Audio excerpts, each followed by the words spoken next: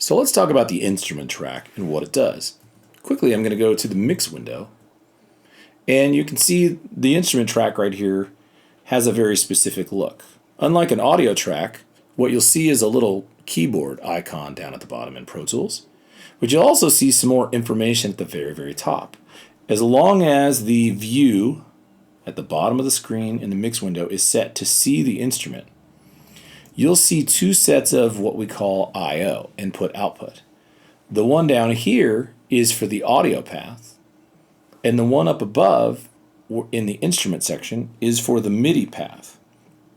The beauty of this is this allows us to route MIDI to and from either externally or internally, and then route through our plugin down the chain and come out of our track as audio.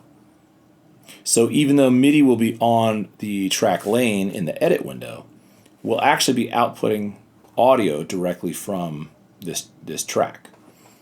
So if we go back to the top here, this also gives us the option to, if we wanted to externally connect some sort of MIDI device, we could also connect to it from here.